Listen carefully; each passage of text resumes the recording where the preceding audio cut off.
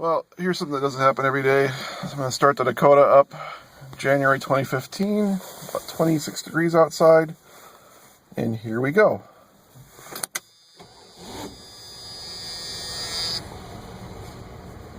A little shaky, a little bit of gas.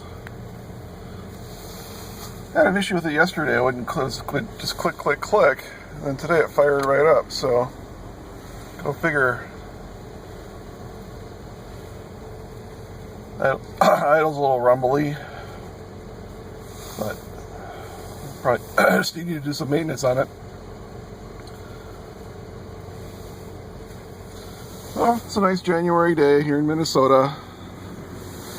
Got my guys, one dog's over there, got the other dog over here.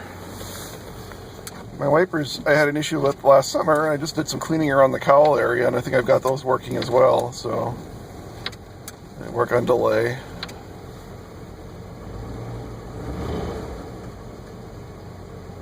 Yeah, so it's good to get it running. Anyway, that's all I have for my January update with the old Dodge. Talk to you later. Should we go?